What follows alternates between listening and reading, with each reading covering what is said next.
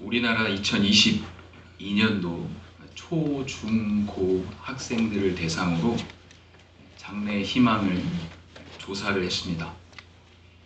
운동선수, 그리고 교사, 유튜버 같은 크리에이터에 뒤이어서 4위를 한 직업이 무엇인가 하면 바로 의사입니다. 예전이나 지금이나 의사라는 직업은 늘 존경과 환영받는 또 그런 직업입니다. 여러분들의 자녀가 의사가 되었다고 할 때 기뻐하지 않을 부모는 없을 거라 생각합니다.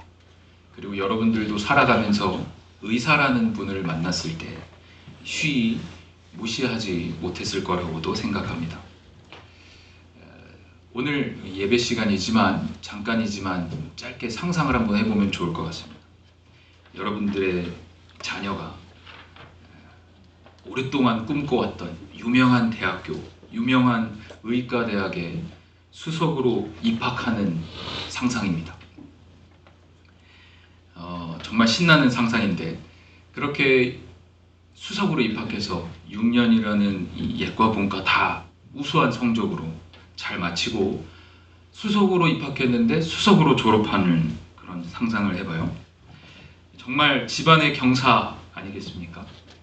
그렇게 탄탄대로를 걷고 있는 내 자녀가 20대 중반 정도 되었는데 그 자녀가 돌연 아버지 어머니께 찾아와서 이런 말을 해요.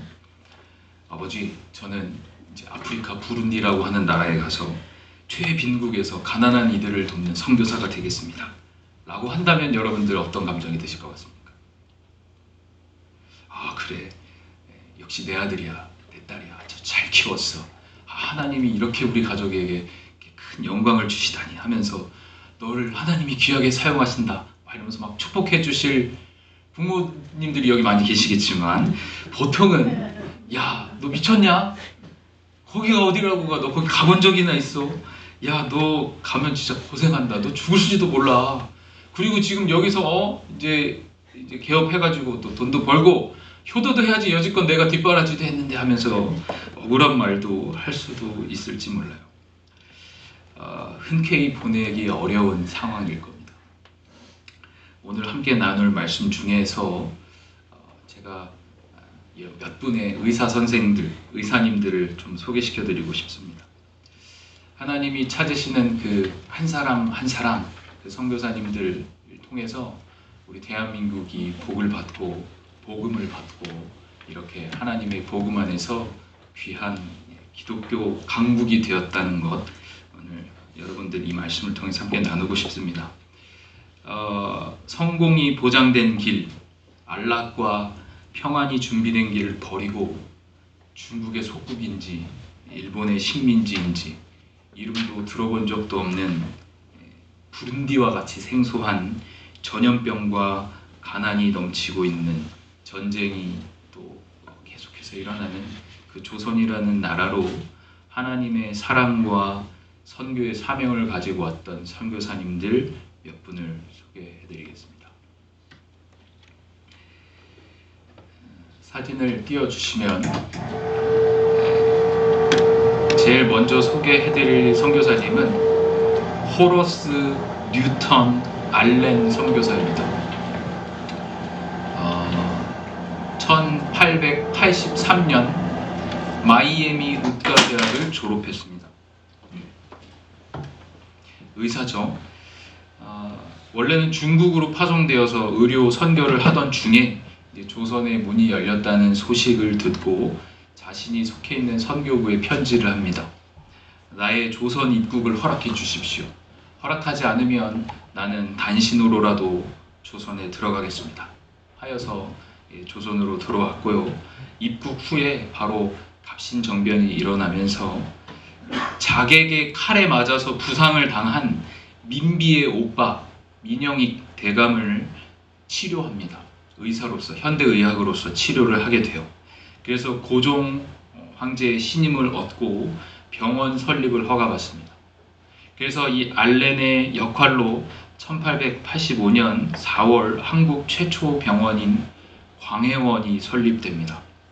그 고종이 이 백성을 구제한다라는 의미에서 새로운 이름을 부여해 주는데 그것이 제중원이라는 이름이고요.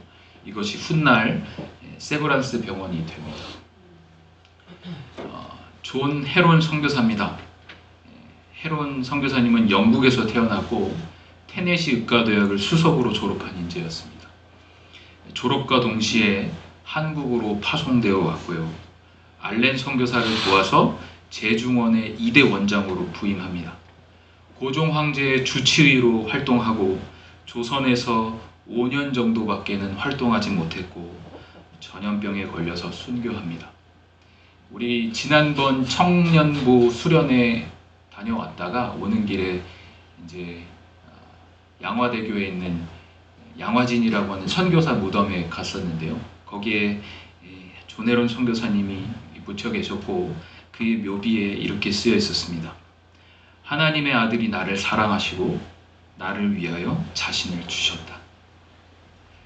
이들을 움직이게 한 원동력은 그저 가난한 사람들, 아픈 사람들을 향한 그런 연민의 마음이 아니라 하나님께서 예수 그리스도를 보내주셔서 십자가 희생으로 나를 살리신 그 사랑을 원동으로 선교한 것입니다. 세 번째 선교사님은 올리버 에비슨 선교사님입니다. 영국에서 태어나서 캐나다로 이주했고 토론토 의과대학을 우선 성적으로 졸업하고 대학 교수와 토론토 대학 병원의 의사로도 활동했습니다. 자신의 병원을 개업해서 부유한 환자를 대상으로 의료 행위도 했고 또 명예도 누리고 있었습니다. 당시에 조선에서 선교 활동을 하던 언더우드 선교사의 강연을 듣고 마음이 동하여서 선교사로 자원하게 됩니다. 마침내 33세 때 미국 북장로회 의료 선교사로 아내와 아이들과 함께 조선 땅에 도착합니다. 제중원 4대 원장으로도 사역하였고 1935년까지 귀국할 때까지 연희 전문학교와 세브란스 연합의학전문학교 교장을 역임했습니다. 고등교육과 한국의 의학 발전에 아주 크게 공로를 세웠고 42년 동안 조선에서 크게 사역했습니다. 마티 잉골드 선교사님이다. 볼티모어 여자의과대학을 수석으로 졸업한 수재로서 1895년도에 조선에 왔고요. 1897년 11월에 전주에서 사역을 시작합니다. 잉골드 선교사님을 통해서 전주에 진료소가 세워졌고 그 진료소가 오늘날 전주 예수병원의 모체이기도 합니다. 다섯 번째 선교사님은요, 메리 스크랜튼 선교사님과 윌리엄 스크랜튼 선교사님입니다. 부부가 아니고 엄마와 아들입니다. 예일 대학 출신으로 뉴욕 대학에서 의과 대학을 공부하고 클리브랜드에서 병원을 개업해서 병원 의사로 사역하던 중에 어머니와 함께 1885년 4월 5일 한국에 도착합니다. 스크랜튼 목사님은 헤론과 함께 한국의 두 번째 병원인 정동 시병원을 세우고요. 아들이 병원에서 환자를 돌보면 어머니는 그 환자들을 데리고 온 그 자녀들을 보살피면서 영어도 가르쳐주고 성경도 가르쳐주고 그렇게 극진히 보살폈습니다. 이것이 훗날 주일학교가 되었고 또 이화학당 또 이화대학교까지 이어져 왔습니다. 로버트 알렉산더 하디 선교사님입니다. 캐나다 태생이고요. 캐나다 토론토 의과대학을 졸업하고 조선 땅에 선교사로 입국했습니다. 제중원에서 2년간 사역하였고 강원도로 거처를 옮겨서 강원도 철원 지역에 강원도 최초의 교회를 짓고 의료 활동을 합니다. 서양의 유명한 의사선생님이 오셔서 병을 고쳐준다고 하니까 소문이 나서 사람들이 몰려들었어요. 정성껏 치료해주고 무료로 치료해주고 주일에는 교회로 초청합니다. 이에 이어서 훨씬 많은 수의 교회를 또한 개척하고 1903년 원산 대부흥운동, 1907년 평양 대부흥 운동까지 주도하고 45년 동안 조선을 위해, 하나님의 나라를 위해 애쓰고 돌아가셨어요. 자신의 본국으로 돌아가던 길에 양화진 무덤에 와서 1살에 잃은 딸, 6살에 잃은 2딸을 위해 작별 인사를 하고 본국으로 돌아가셨다고 합니다. 제가 6분의 선교사님을 소개해드렸어요. 실은 훨씬 더 많은 선교사님들이 계시고 다 소개할 수 없지만 그분들을 대표해서 오늘 의사 선생님들 6분만 소개해드렸습니다. 여러분, 이분들이 조선 땅을 밟았을 때의 나이가 어떻게 되었을 거라고 생각합니까? 나이가 들어 보이는 사진들일 수 있겠지만 이분들은 20대 중반, 26살, 27살, 30살 그렇게 젊디 젊은 선교사님들이셨습니다. 그들이 할 것이 없어서 조선에 와서 선교를 했을까요? 그렇지 않습니다. 그들이 아직 어렸기 때문에 뭘 모르는 나이여서 무모하게 인생을 던졌을 거라고 생각이 드십니까? 저는 그렇게 생각하지 않습니다. 그들은 하나님의 사랑을 받은 자로 예수 그리스도의 마음을 가지고 선교한 겁니다. 세상의 조건과 성공을 보고 인간적인 마음으로 행했다면 이분들은 결코 조선 땅에 들어오지 않았을 겁니다. 그들은 거슬러 올라갔습니다. 우리 안에 있는 이기적인 욕심과 스스로만을 위한 마음을 거슬러서 행했습니다. 그렇게 거슬러서 행할 수 있는 힘의 원천이 바로 예수 그리스도의 사랑이었다 말씀드립니다. 우리 함께 읽은 본문에 대해서 함께 살펴볼 텐데요. 오늘 본문은 바울이 고린도 교회에 보내는 편지입니다. 바울은 사도행전 17장에서 아덴에서 복음을 전했고 그리고 실패했습니다. 자신이 가진 헬라의 철학과 지식과 능력을 가지고 논쟁하고 변론했지만 실패했습니다. 그리고는 본문에 이렇게 이야기합니다. 고린도전서 2장 1절 2절 말씀.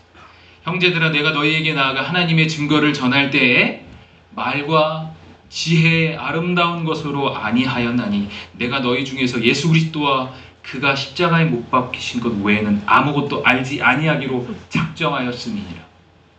바울은 알고 있었습니다. 경험해봤습니다. 실패해봤습니다. 논리적으로 이성적으로 설명하여 되는 것이 아니라 십자가에 못 박히신 예수 그리스도, 그것 외에는 전해봐야 별 소용없다라는 걸. 복음을 전하는 데 있어서는 내 지식과 내 말과 내 지혜가 아니라 성령의 나타나심과 능력으로 하는 것이라는 것을 바울은 알고 있었습니다. 이제 5절 말씀에 너희 믿음이 사람의 지혜에 있지 아니하고 다만 하나님의 능력에 있게 하려 하였노라. 우리의 믿음은 사람의 지혜에 있지 않고 하나님의 능력에 있습니다.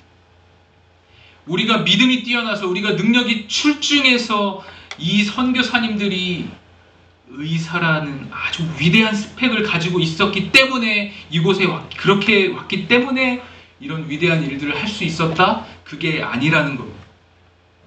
하나님의 능력을 의지하여서 행동으로 옮겨 순종한 그 믿음을 주님이 기뻐하셨기 때문에 이렇게 아름다운 결실들을 맺을 수 있었던 겁니다.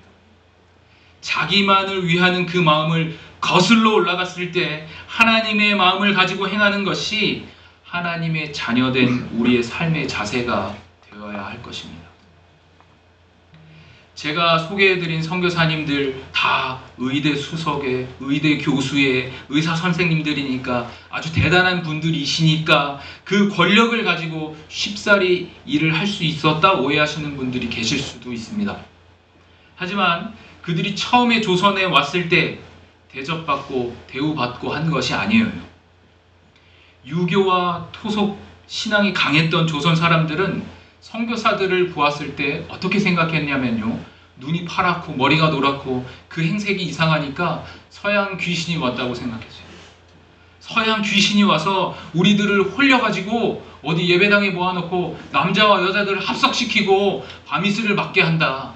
하면서 모함하고 그들을 불쾌히 여겼어요. 그래서 지나가던 선교사님들의 얼굴에 돌도 던지고요. 선교사님들 계신 집에 불도 지르고요. 자신들이 그 불쾌한 감정을 오롯이 다 드러냈습니다. 자신이 가진 것, 자신이 누리던 것, 자신들이 누릴 수 있었던 것 다 포기하고 이 조선 땅이라고 하는 이 비천한 땅에 와서 돌에 맞고 불지름을 당하고 전염병에 걸려서 자녀들을 잃었습니다.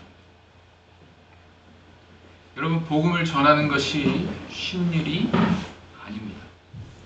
고린도전서 2장 3절 말씀, 내가 너희 가운데 거할 때에 약하고 두려워하고 힘이 떨었노라. 이 담대한 바울, 우리가 성경에서 바라보았을 때 와, 어떻게 이렇게까지 담대할 수 있지? 하는 이 바울도 두려워하고 힘이 떨었다고 고백하고 있습니다. 그럼에도 그 인간적인 마음을 거슬러서 그 마음에 그리스도를 담아서 순종하고 뛰어드는 겁니다. 이들을 이토록 뛰어들게 하는 그 원동력, 그것은 이들을 붙잡고 계시는 성령 하나님, 그 성령 하나님을 의지했고 확신했기 때문입니다.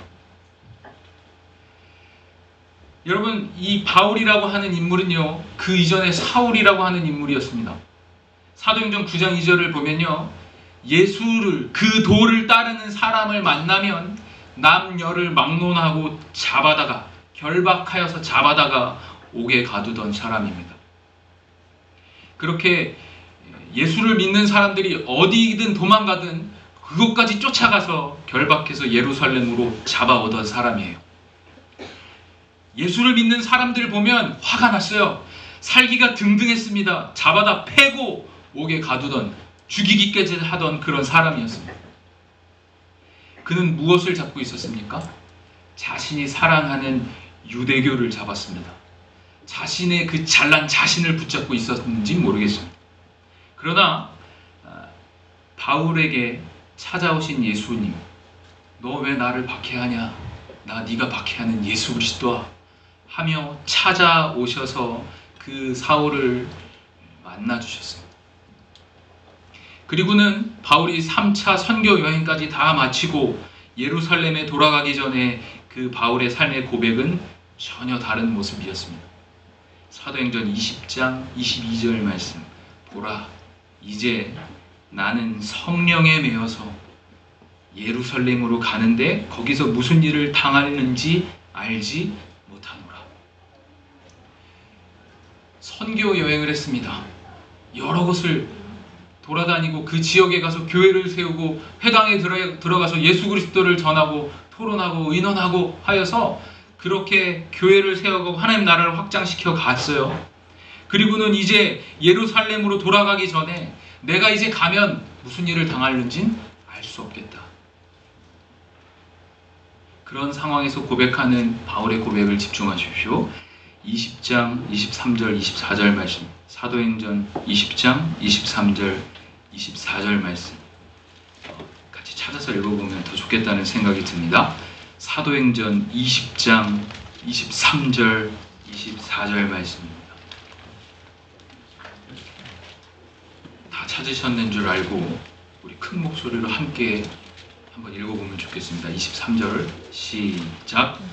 오직 성령이 각 성에서 내게 증언하여 결박과 환난이 나를 기다린다 하시나 내가 달려갈 길과 주 예수께 받은 사명 곧 하나님의 은혜의 복음을 증언하는 일을 마치려 하면은 나의 생명조차 조금도 귀한 것으로 여기지 아니하노라.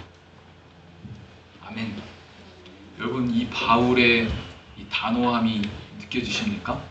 제가 제일 사랑하는 말씀 구절인데요. 결박과 환난이 나를 기다린다고 이미 성령께서 내게 알려주셨어요. 도망갈 수 있을 거예요. 도망가고 싶을 거예요. 그런데요, 24절 말씀은요, 내가 달려갈 길, 예수께 받은 사명, 곧 하나님의 은혜의 복음을 전하는 일을 내가 마치기 전에는 내가 내 생명조차 조금도 귀한 것으로 안 여길 거야. 고백하고 있는 겁니다.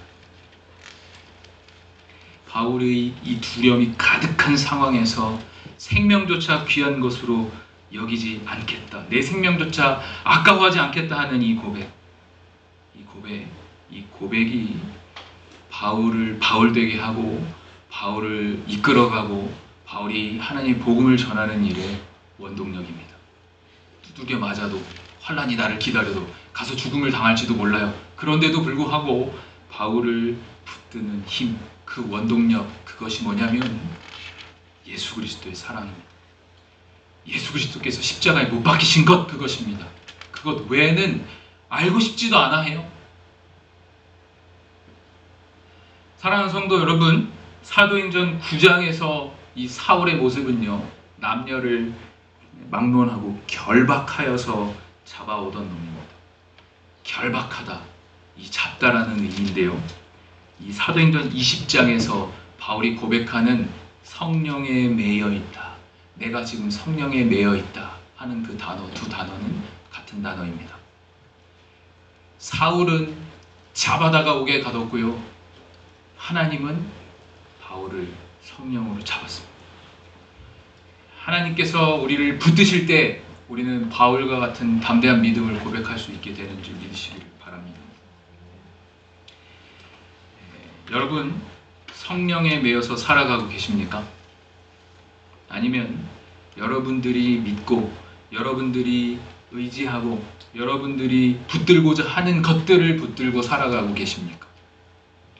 성령에 매여서 참된 가치의 삶, 고귀한 가치 있는 삶을 살아가게 되시기를 주님의 이름으로 다시금 축복합니다.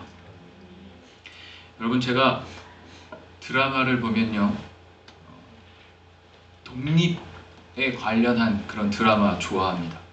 그래서 그 이병헌 나왔던, 김태리 나왔던, 김태리가 제 딸 이름과 같은데, 그 드라마가 뭐죠, 이름이? 신사임당? 죄송해요. 미스터 선샤인이라는 드라마죠. 제가 그 드라마를 너무 감명 있게 봤어요. 일제 강점기 때 이야기예요. 항상 우리 조선 사람들은 억눌려 있고 피해 당하고 아픔이 있죠. 그런데요, 그런 위기가 닥쳤을 때에 사람들은 딱 세 부류로 나눠지기도 해요. 나라를 빼앗길 위기가 닥쳤을 때 나라를 팔아먹는 자, 그리고 나라를 지키려는 자, 그리고 팔아먹던 말던, 내가 나서기는 용기가 없어 하면서 아무것도 행동하지 않는 자, 이렇게 세 부류로 나누어집니다. 친일파는 나라를 팔아먹고 부자로 떵떵거리며 거들먹거리며 살아갑니다. 행동하지 않는 자는 시대의 큰 흐름 속에서 빼앗기건 말건 수동적으로 가만히 살아갑니다. 나라를 지키려는 자들은 산속에 숨고 잡혀 매맞고 죽임당하고 박해당하고 고난당해도 멈추지 않습니다. 여러분, 교회가 위협당하고 주님의 이름이 땅바닥에 떨어지고 두려운 상황이 되었을 때 우리는 어떻게 행동할까요? 위기 속에서 우리의 신앙은 드러납니다. 하나님이라고 하는 존재가 나에게 복과 행운만을 가져두는 그런 유익한 것들만 가져다주는 존재로만 여겼다면, 예수로 인해서 만사 형통함만을 바라기만 했다면 위기 앞에서 우리는 금방 예수를 팔아먹고 친일파처럼 살아갈 수 있습니다. 이도 저도 아닌 자면 교회가 위기야, 다른 사람들이 욕해, 안 나가면 그만, 시대의 흐름 속에 몸을 맡기는 회색 같은 사람들도 생길 수도 있겠습니다. 그러나 여기 계신 저와 여러분은 십자가 은혜를 붙들고 기억하고 대신하고 싶은 마음 잔뜩 들 때 있고 숨고 싶은 마음 간절할 때 있겠지만, 우리 그 마음을 거슬러서 가야 해요. 거슬러서 불 속으로 뛰어들듯이 가야 합니다. 우리 나라를 지키고 독립을 이루려고 했던 그들처럼 말입니다. 환난과 고난이 앞에 기다린다 해도 내가 내 목숨도 아깝지 않아라고 했던 바울의 고백처럼 우리도 뛰어들어야 하겠습니다. 예수 그리스도를 위해 무언가를 드리고자 하는 우리가 되었으면 좋겠습니다. 아무것도 할 수 없을 그때에 하는 게 그게 진짜 하는 겁니다. 남들이 다 하고 다 할 수 있을 때 하는 거면 그냥 하는 거예요. 그런데요, 아무도 하지 않을 때, 아무도 할 수 없을 것 같을 때, 그럴 때 하는 것이 진짜 믿음이고 그게 진짜 하는 겁니다. 성령에 매이면 예수 그리스도와 그가 십자가에 못 박히신 것 말고는 아무것도 보이지 않습니다. 저와 여러분의 눈이, 저와 여러분의 마음이 그랬으면 좋겠어요. 주님하고 주님이 나 때문에 십자가에 달려 돌아가신 것, 그 구원의 역사 말고는 아무것도 기억하지 않았으면 좋겠습니다. 사랑하는 여러분, 매일매일 우리는 살아갑니다. 그 하루하루의 가치가 있죠. 그 삶에 여러분 어떤 가치가 있습니까? 그냥 자고 일어나면 다음날 찾아오니까 그냥 죽지 못해 사는 인생이십니까? 뭐 어떻게 할지 모르겠으니까 그냥 사라지니까 살아가는 그냥 그런 인생이십니까? 저는 여러분들이 하나님 앞에서 기쁨으로 그 가치 있는 삶들을 살아가셨으면 좋겠어요. 나를 이 땅에 보내셨고, 나를 이 땅에서 살게 하셨고, 내가 이 땅에서 살아가는 동안 주님께서 나에게 맡겨주신 일들이 무엇인가 하며 늘 고민하며 주님 앞에 엎드리는 우리가 되었으면 좋겠습니다. 우리가 세상적인 가치에 무게를 두고 그렇게 주님과 상관없이 사는 동안에도, 이 시간에도 애를 쓰며 선교하시는 분들이 계십니다. 애를 쓰며 복음 전파하시는 분들이 계셔요. 그들은 그저 일을 하기 위해서 기능적으로 배치된 분들이 아닙니다. 누가 등 떠밀어서 다 모든 걸 완벽하게 제공해 줄 테니까 와서 좀 해봐라 해서 혹해서 나가 있는 사람들이 아닙니다. 그들은 성령에 매였어요. 성령에 매여서 예수 그리스도와 그가 십자가에 못 박히신 것 말고는 내가 모르겠다 하고 작정하고 하나님의 은혜의 복음을 증언하는 일을 하고 계신 선교사님들이십니다. 그분들 삶을 보면요, 물론 어딜 가도 못난이 선교사님들이 있겠지만 대부분 불효자로 살아갑니다. 부모님들의 임종을 지켜보는 경우도 많지 않고요. 가족들과 떨어져서 이 대한민국 한국 문화, 이 적응되어 있고 수십 년간 살아온 이 문화와 전통을 다 멀리하고 한 번도 본 적 없는 그 나라, 그 민족, 그 영혼들 살리기 위해서 어떻게든 해보겠다고 달려드는 겁니다. 그들은 우리와 몸이 떨어져 있습니다. 우리 교회에 매주 오지 않죠, 선교사님들이. 그러나 교회의 후원과 기도를 통해서 전 세계 각국에 흩어져서 사역합니다. 아까 부른 찬송처럼 주님이 우리에게 맡겨주신 일들이 있는 거예요. 주님이 교회에게 선교를 부탁하셨습니다. 선교를 명령하셨습니다. 교회의 존재의 목적은 선교라 해도 무방하다 생각됩니다. 우리는 우리 교회 안에서 선교사님들을 후원하고 그들을 위해 기도합니다. 그것이 마땅히 해야 하는 일들입니다. 우리 교회가 여유가 좀 생겨서 우리 선교사들 그냥 여윳돈으로 돕지, 그거 아닙니다. 우리가 그 선교사님들을 파송했고 그 선교사님들은 우리의 교회의 교역자들과 마찬가지예요. 그들을 위해서 더욱더 기도하시고 더욱더 후원하여 주시고 마음을 들여주셔야 할 것입니다. 그런 선교사님들 한 명 한 명을 하나님께서 세워가시고 각 민족에게 보내주시고 그들을 통해서 한 사람을 변화시키고 그 한 사람을 통해서 또 한 민족이 주께 돌아오고 그 한 민족이 주께 돌아옴으로 하나님의 나라가 확장되어져 가는 것. 그렇게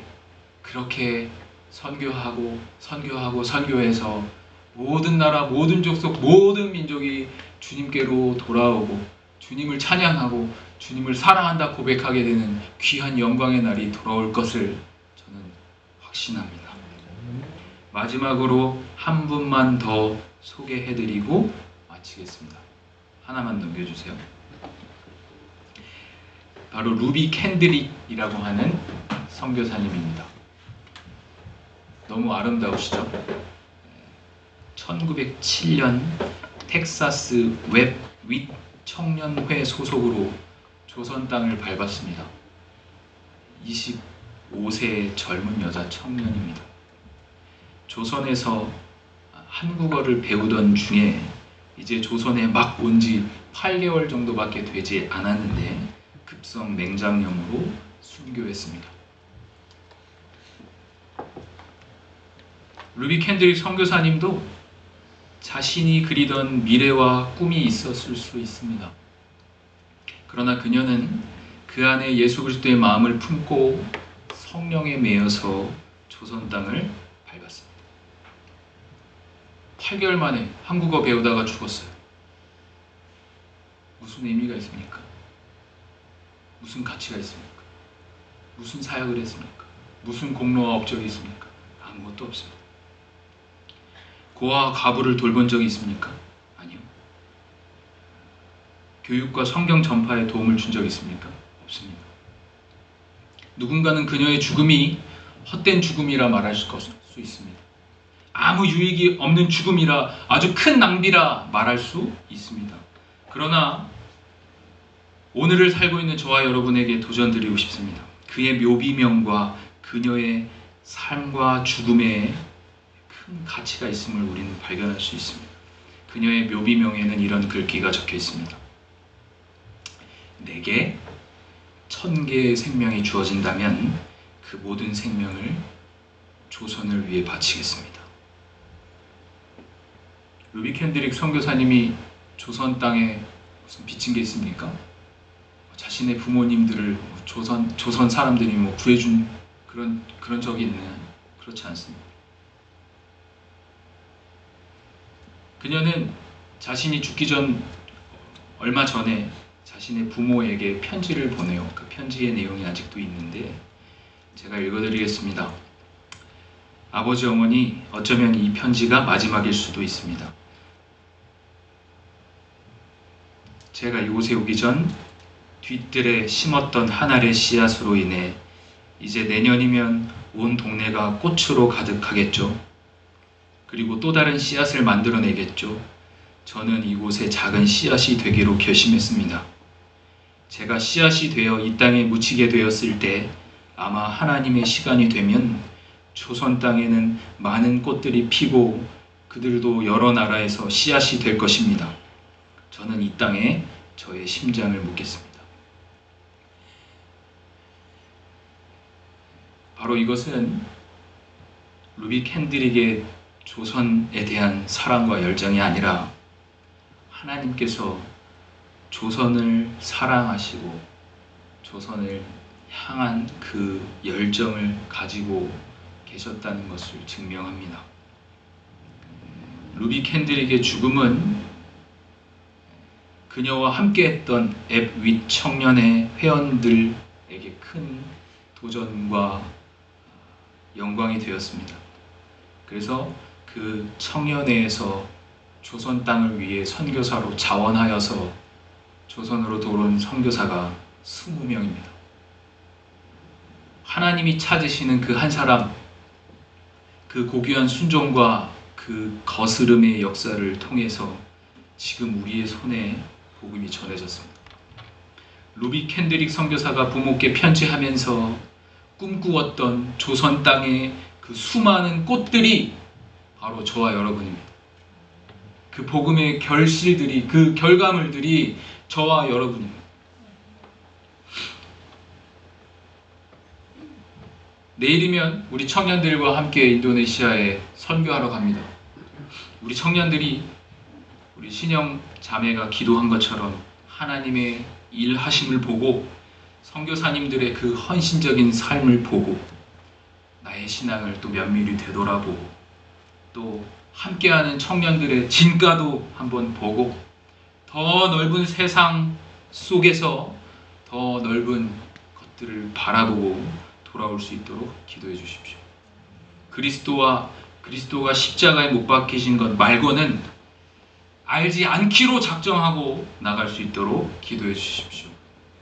기도하는 중에 우리와 함께 하시는 하나님께서 우리 대봉교회 전체에 크나큰 은혜를 주실 것은 저는 확신합니다. 저와 여러분 모두 자신만의 삶과 만족과 쾌락에 취한 삶이 아니라 성령에 매여서 진정한 가치를 지닌 그런 삶을 살아가게 되시기를 주님의 이름으로 또 한 번 축복합니다.